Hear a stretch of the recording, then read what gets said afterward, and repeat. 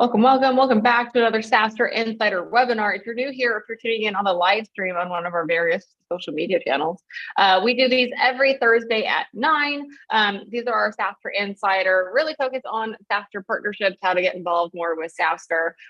We do these, basically every week at 9 Pacific. Today David and I are going to walk you through media. So we're super excited because we haven't talked about media in a long time, and there's been a lot of cool metrics and I think examples that have come out in recent months. David, kick us off officially. Yeah, let me do that. I'm going to share my screen and we can talk a little bit about media. I think the context here has a little bit to do with a question we get from sponsors. We just wrapped up annual in September 8th. And a lot of the sponsors, there's a lot of momentum. Attendees had a great experience. Sponsors had a great experience. And they're often asking us, hey, how do we keep the engagement going with the community? We're planning already for 2 SaaStr events next year, London in June, annual in September. But between now and then, there's just a huge opportunity for sponsors to engage and keep momentum going with the SaaStr community. And really the best way to do that is through SaaStr Media. So we'll talk a little bit about that today. Essentially our media, actually when I think about SaaStr, we're really very much a content first company. We're known for our content, whether it's Jason on social, whether it's the SaaStr podcast, whether it's our newsletters, whether it's our YouTube channel. That's kind of how the world knows SaaStr, probably first and foremost. And our community online digitally is obviously a much larger footprint than even the events, which I often say is where that community comes together in person. So just a great way to reach the core SaaStr community, everyone from our events, but also many more people. Yeah. And I'll just add there too. No, I think it's a good point. Maybe before we get into the differentiators of our different media options and assets, because there are a few, right? And I would say too, our team is always very helpful if you have something you want to promote and maybe you're not sure which asset, we can usually give a guiding hand, if you will, on which one we think might perform the best, just based on what you're promoting. I think certainly to David's point, a few folks have been asking me this lately as well, post-event, how do people find out about SaaStr and then ultimately, come to the various in-person events that we have, which are now these kind of big global events. And SaaStr.com is it, right? It's the thing that's been around the longest, right? Since 2012. So more than 10 years now, which is fantastic. We're about to come up on the 10th annual for next year and the 5th Europa, which is a huge milestone year. And I would say too, just paired with the question of how to keep the momentum going that we've been getting from some of our partners, and also maybe some newer folks who are newer to the SaaStr community and just learning about kind of our community and our audience of CEOs and revenue leaders. I would say as well, SaaStr.com usually has a lot of really great traffic throughout the year, but even more so right now. I would say Q4 is such a high spike time for our traffic, especially because, as to David's point, annual just wrapped, folks are ingesting all this crazy good content we put out. And we do put out not only new content that our founder Jason writes, which is very topical and timely and drives a lot of traffic to the site. We're also putting out, full write-ups of all this great content from SaaStr Annual, Europa, or even SaaStr APAC that was earlier this year, as well as, we do new interview pieces, Sam Blond does our CRO Confidential. So I think there's a lot there, and I think that's just something to keep in mind that is maybe a little bit stickier, if you will, even though I don't love that word, but it is a little bit, stickier and more long tail than our events, which are super great in person, right? The events are a great way to meet a lot of high value folks in a short amount of time.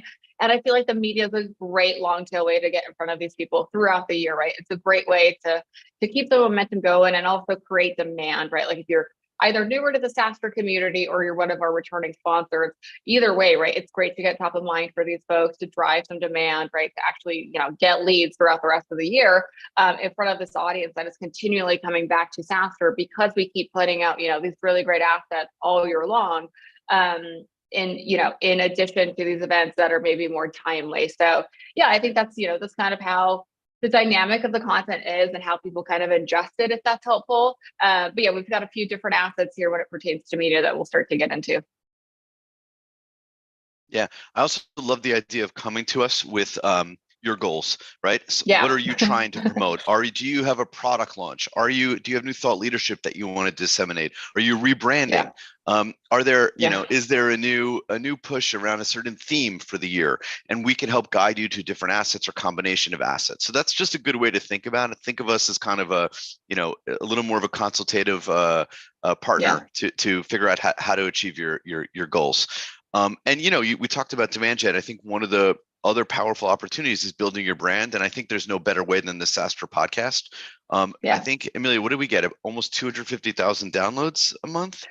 Yeah, I mean, listen, podcasts are always an interesting thing because people are always like, but how many listens? I'm like, listen, if you find a service that will tell you how many listens, it's amazing that no one has started this yet. By the time, we go into 2024, I think it's just, I don't know how the powers that be only give you downloads and nobody gives you listens. But yeah, and I would say again, like to the point of like it's spiking, like now's a really great time to get on the podcast because we're putting out such great, like it's always good to be on the podcast, but I feel like now more than ever, it's like an extremely good time to be on the podcast. And yeah, like I mentioned, so our podcast, for those who maybe don't know about or haven't listened to it yet, last year it was one of the top 1% of most followed podcasts on Spotify. I think that just speaks to, our community and audience really absorbing this content, right? You don't always have the time to, go to the website, read the full thing. But obviously the podcast is a bit more digestible if you've got a commute or if you want to listen to it while you do other things. And yeah, it's global. So it's a big global audience. It had 8 million impressions in the last year. But yeah, no, I think our podcast is a mix of things. So we repurpose some of the top content from our in-person events. And then, yeah, like I mentioned, we also do new content that is actually only like exclusively, if you will, on the podcast, right? We do like CRO Confidential, which is always, built as a podcast, which I mentioned Sam Blonhost, he's the former CRO at Fresh, now partner at Founders Fund. So he brings in like this really interesting dynamic of now being a VC, but having, been an operator and really interviewing some of the best operators out in the field, right? Expansive reach. Really great to also like tap into his network into the SaaStr community. He's been a super fan for a long time. Jason also does a lot of really great original content.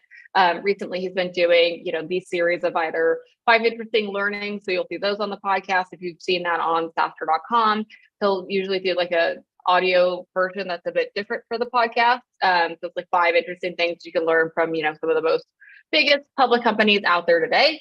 And then also we do, recently we've been doing this series called What's New At. So we talk to some of our partners on, what's going on, what's top of mind for them, how to solve issues, what they're thinking about now, which I feel like is really fun. And again, kind of a break too from our long tail heavy hitting content. I know a lot of our content is super tactical.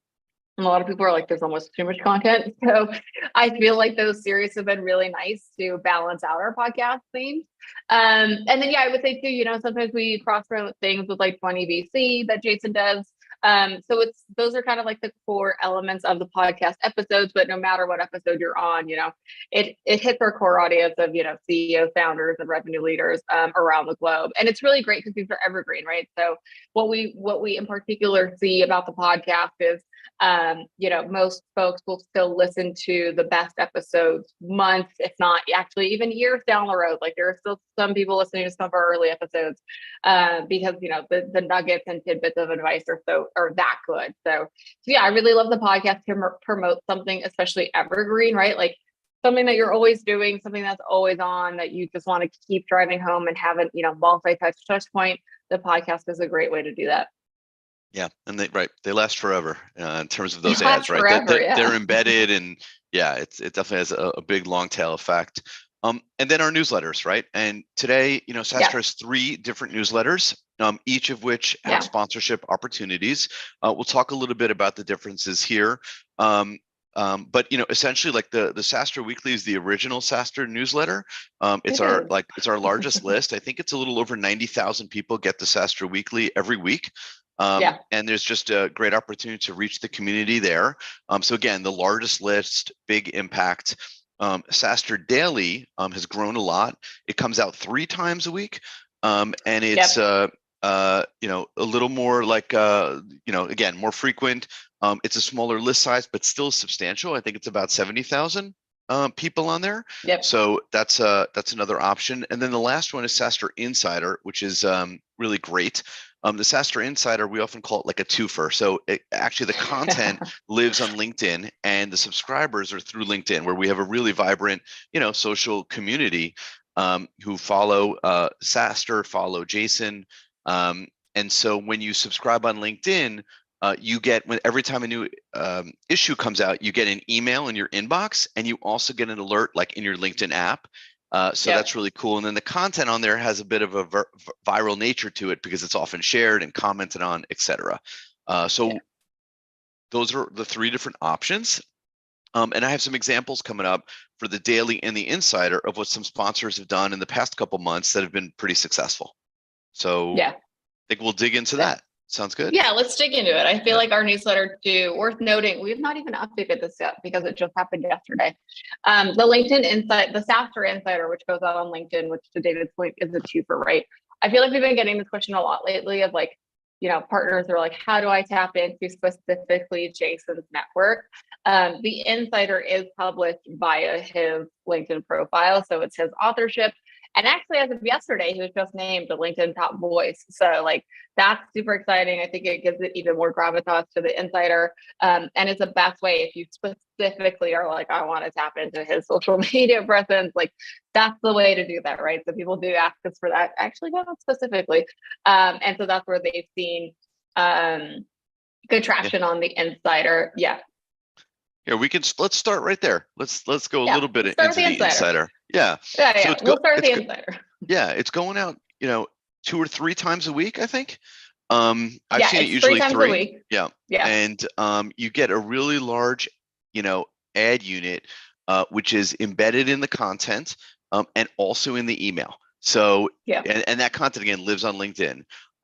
What's really great is you get a lot of frequency with this, and you get a lot of impressions. So let me show an example. So SaaStr Insider, when we were selling this about 1.5 years ago, there was about 25,000 subscribers at the same price that we offer today. It's now hit, and this is from a few days ago, almost 44,000. And I think with Jason's top voice status, that's going to grow even faster. So you get a pretty nice list size that you're hitting 3 times a week over the course of a month. This is a look of an ad that Align had embedded in the SaaStr Insider that was running for a couple of months. And one of the things that really stood out to me and stood out to them was the high number of impressions that they got. Due to that frequency, due to the both email and LinkedIn presence, there was over 500,000 impressions of the ad per month that were being run. And it looked great. It was a really nice big unit, like you couldn't miss it. And they got some great results from that. So that was something that they actually did earlier in the year, then came back and ran it again as it got closer leading up to annual. So they kind of, saw the success from it and came back and ran it again. So and I would say the Insider, with it being a twofer, right, which is an interesting use case. I think also too, the content is a little bit varied from our daily and weekly, which we'll get into next, but the Insider is our top content. So it's, new top content, it's evergreen top content. So again, it's always like heavy hitting, very on brand, very topical. And it is our largest ad unit. So if you're looking at doing a newsletter and you're like, I want the billboard style thing, like the Insider's the place to do that. It is, you can tell from the screenshot, it's a huge app, like it's giant, like it literally, it's hard to miss, right? So we like it for that reasons too, of like, and honestly, like this is the Insider where a few times too, like I feel like we've, worked with folks to see what they want to promote on the Insider to make sure it matches and aligns with like the brand voice that we already have on the Insider via Jason's LinkedIn. So that's one thing to bear in mind too. But I wanted to call out that this is our largest ad unit. So if you like that kind of big style, that's definitely the one to go for. Yeah, and like Amelia said, the content's coming straight from Jason, so it's really just closely aligned with his voice here. And then we'll talk about the daily for a minute. Where it's now I think over 70,000 subscribers, also going out. It goes out 3 times a week. When you are a sponsor here, you get a minimum of 5 newsletters per month where your ads are featured. And also, the format's a little different. So let's kind of dig into that a little bit and show an example. So this might be a little confusing, but I just wanted to kind of point out here right in the middle, you can kind of see the format of the newsletter and the content. This is kind of the SaaStr style and theme. And this is what Amelia was talking about earlier, an article from Jason on 5 interesting learnings from SCM Rush. Another one Amelia posted, which is, the first rule of building software. Another Q&A from Jason. And then we had the ad unit, right, along the feed, a definitive guide to 6 product-led models. Yeah. And you can see, like, to me, and one of the things that the sponsors have really liked here is that it's sort of a native feel, right? It goes within the stream of the content. It's got the same format with a headline, with an image, with some text below, and a blue call to action button. So it really has that, again, native feel to it. And I think that this sponsor, Instruct, did a really great job leaning in to make the content sort of fit in that same style.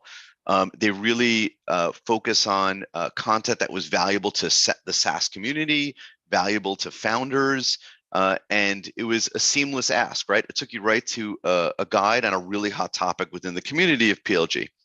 And it worked out really well for them. They were getting minimum of 200 leads per month from this. And so they just did a really nice job on the landing page, on the conversions, on the form fill. And so, looking at the whole experience, it worked out really well for them to drive a high lead volume.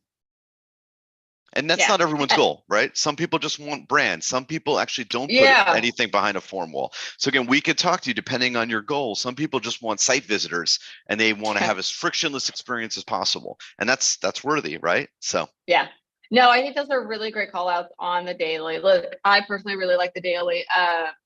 It's something that has, to David's point, grown really quickly. I think, especially right now, again, being so close post-event, there's a lot of folks digesting this content because it is, such topical content of the moment. The daily is always fresh, right? It's why originally the daily was actually every day, but we actually scaled it back to 2 days to keep the content fresh and improve kind of the readability of it.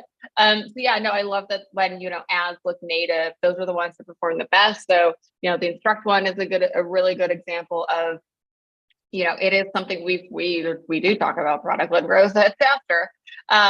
It's nice that, it is promoting something that it can have that native feel. It doesn't mean it needs to be an ebook. It's something I'll call out, right?